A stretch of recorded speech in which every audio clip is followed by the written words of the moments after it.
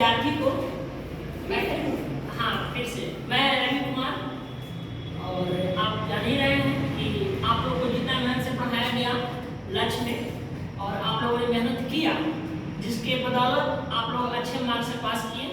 थोड़ा बहुत हम लोग का भी जो योगदान था, लेकिन विशेष योगदान होता है विद्यार्थी का। 90% विद्यार्थी खुद मेहनत करता है, 10% ही शिक्षक पढ़ा पाते हैं। इसलिए आप लोग जितना नंबर से मैट्रिक पास किए हैं, आप लोगों को पुनः हार्दिक बधाई है। और आगे की पढ़ाई के लिए आप बहुत बढ़िया से अपने सब्जेक्ट को चुने, ताकि लगे कि हमको जिस विषय में रुचि है वो समझ सके। नहीं कोई मेरा दोस्त ले लिया, कोई मेरी बहन ले ली, साइंस ले ली तो हम भी साइंस ले लिए, आप कुछ मैथ समझ नहीं आ रहा, क्योंकि आपको पता है कि मेरा मैथ कितना स्ट्रॉन्ग है, साइंस कितना स्ट्रॉन्ग है। क्योंकि आने वाले दिन में आप समझ लेंगे कोई भी रोजगार जब मिलता है तो मैथ साइंस लो, इधर की हिंदी संस्कृत के रास्ते।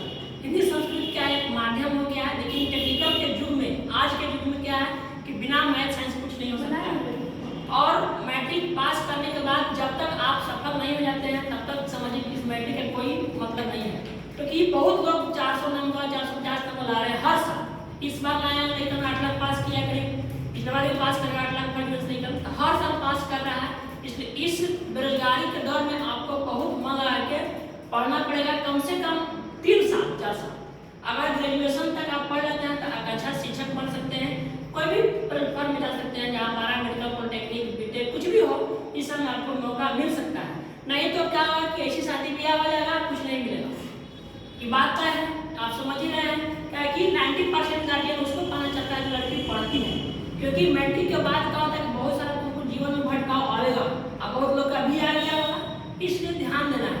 क्योंकि लड़का लड़की का जो खेल चलता है, आप समझते हैं कि उसमें क्या होता है कि अभी मैट्रिक आया है, कितना परसेंट कितना है इसका, खुशबू का 80 है, कितना परसेंट है, 8 से कितना चला है ना, हाँ तो 8 से 414, हाँ तो करीब क्या है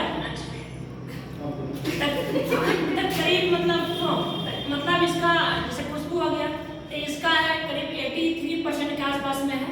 ठीक है, तो मतलब परसेंटेज को आगे रखना बरकरार, ताकि बहुत सारा क्या होता है कि जेएनयू में जानते हैं BHU समझे कॉलेज होता है, या साउथ बिहार यूनिवर्सिटी, अगर इस समय आप पढ़ते हैं, कुछ भी करते हैं, उससे BA करते हैं, BSc ऑनर्स कुछ भी, तब उसमें रोजगार की संभावना और जीवन में कुछ करेगी।